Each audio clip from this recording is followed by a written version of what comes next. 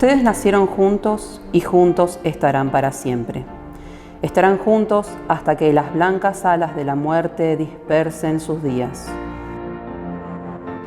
Continuando con esta serie de encuentros que organiza la Secretaría de Cultura y Deportes a través de la Municipalidad de Esperanza, a través de esta nueva modalidad que nos impone la pandemia, hoy nuevamente el museo los visita en sus hogares presentando el video El amor en el tiempo de la colonia, teniendo en cuenta que los protagonistas del proyecto de colonización eran familias. Es por eso que vamos a dedicar este encuentro a los matrimonios, que son los que dan origen a la familia. Uno de los hechos más trascendentes que se da a lo largo de la vida, quizás ahora ya no lo sea, pero sí lo era en el tiempo que nos ocupa, es el del matrimonio. Final feliz de los cuentos de hadas y de las telenovelas, aunque todos sabemos que luego la vida continúa. Para nosotros el matrimonio es ante todo un sacramento, uno de los 7 sacramentos que tiene la Iglesia Católica. Un sacramento es, para poder comprender, es un signo sensible y eficaz de la gracia de Dios, es decir, un elemento o acción que me conecta y me produce en mi interior la presencia misma de Dios y de sus dones. Una comunión con Dios a través de ciertos elementos o acciones materiales. El matrimonio en nuestra iglesia es un ideal de comunidad, podríamos llamarlo. Es una comunidad conformada por 2 personas que a través del amor se comprometen a construir una vida y un camino juntos. Y todo lo que tenga que ver con el amor y el compromiso entre 2 personas, está bendecido por Dios. Vayan, ya la Biblia dice, vayan y tengan muchos hijos, progresen, vivan, sean felices, que es el anhelo más profundo de nuestro Dios en el cual creemos. Siempre y en todas las culturas, las bodas se han celebrado con mucha alegría. A veces de los novios, cuando se amaban, otras de los familiares, cuando habían conseguido, mediante esa boda, formalizar una alianza que les permitía consolidar una posición económica o social. Es que la idea del amor romántico es relativamente moderna. En el tiempo que nos ocupa, los matrimonios generalmente se arreglaban entre los familiares y con las personas de igual origen. Eso era lo deseable. Por cierto que había excepciones. Mientras los colonos vivían en Europa, concertar un matrimonio era bastante fácil, dado que la mayor parte de las personas nacía y moría en un mismo lugar, y todos se conocían.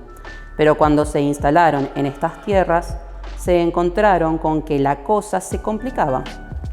En un mismo lugar convivían personas de distinto origen y religión. ¿Y qué decir de la posibilidad de unión con nativos del lugar? Esta situación originó más de un problema. Bueno, cuando se fundó Esperanza, aún no existía el registro civil.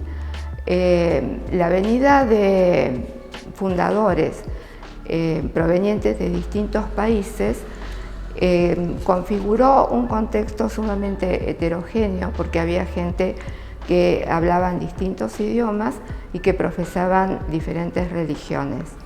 En este contexto, uno de los problemas que se suscitó fue justamente el de los matrimonios, es decir, de los matrimonios mixtos. Antiguamente el matrimonio era regulado por la Iglesia por no existir el registro civil. Entonces, en ese tiempo la Iglesia determinaba que los matrimonios tenían que ser constituidos bajo el mismo credo y si no era así, uno de los 2 pertenecía a otro credo, ese otro tenía que pasarse a la Iglesia. Y los hijos tenían que pertenecer al credo donde se constituía ese matrimonio.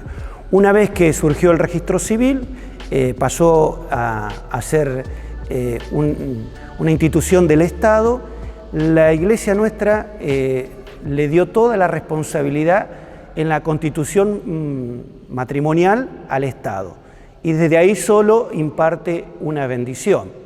Bueno, respecto del casamiento con una persona de diferente religión, San Pablo decía que si una persona ya estaba casada con otra y empezaba a ser cristiano, no tenía que separarse, que incluso una persona cristiana podía ser motivo de la conversión de su cónyuge.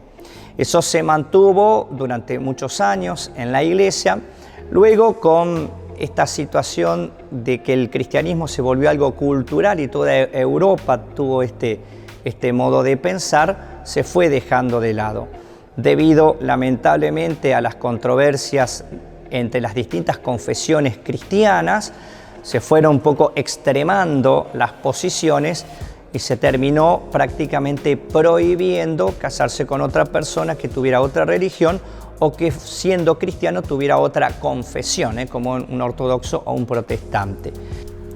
Es así como en el año 1867 el señor Alois Tabernick, austríaco de religión católica, quiso casarse con la señorita Magdalena Moritz, alemana de religión protestante.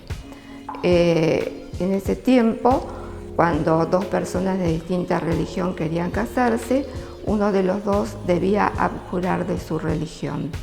Ninguno de los dos quiso hacerlo, y entonces se tuvieron que enfrentar ante la negativa de las autoridades eclesiásticas.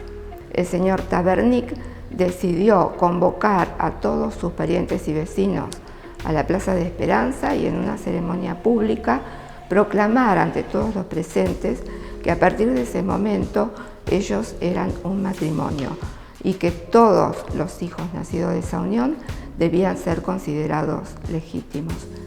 Este se considera el primer antecedente del matrimonio civil en la República Argentina. Mis padres en aquellos años vinieron del extranjero y se conocieron acá en Esperanza. Después de varios años contrajeron enlace y mi padre era de religión protestante y mi madre de religión católica.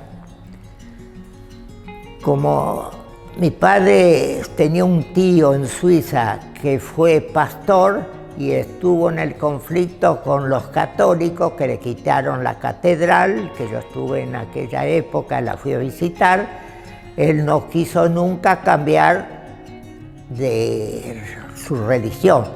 Entonces ellos se casaron por registro civil. Mi madre siempre decía, yo soy católica, no quería optar por la iglesia evangélica, y mi padre, no, que menos todavía, que él tenía la tradición de lo que habían pasado en Suiza. El día que yo me casé, mi padre, yo llegué a la iglesia y cuando llego a la iglesia lo veo sentado en un banco de la plaza. Y yo me quedé impactado porque yo pensé que le iba a asistir a la ceremonia. Y bueno, me casé y cuando terminó la ceremonia, que salí, nos saludó en la puerta de la iglesia. Pero él no, en ese momento no quiso participar. Y uno me dice, che, el padre del novio está sentado en la plaza, pero no sabían cuál era el motivo. Gracias a Dios, a partir del diálogo ecuménico y con el Vaticano II, esto se fue ampliando. Ya existía la posibilidad antiguamente con un permiso papal, pero ahora la dispensa se llama, la puede dar el obispo. Entonces, para nosotros hoy no es un inconveniente casarse con otra persona de distinta religión y mucho menos con alguien que es cristiano, que es la misma religión, aunque tenga lo que nosotros llamamos una confesión diferente, sea por ejemplo ortodoxo o protestante. Creo que en esto hemos crecido en el sentido de que son más las cosas que nos unen que las que nos separan. Hoy por hoy, cuando no son del mismo credo, se le llama matrimonio mixto, diferentes credos. Pero el que no es de nuestro credo no necesariamente se tiene que hacer de nuestro credo.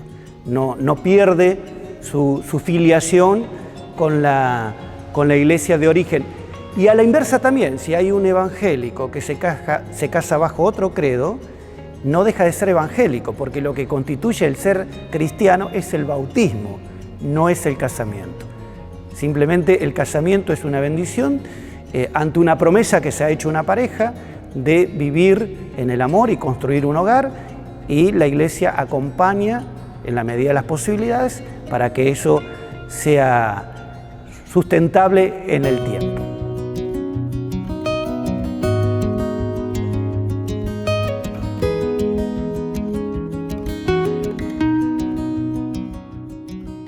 En aquel tiempo y en ese contexto cultural tan heterogéneo, el amor sellado en la unión matrimonial fue uno de los factores que consolidaron la integración de personas de diversos orígenes y religiones.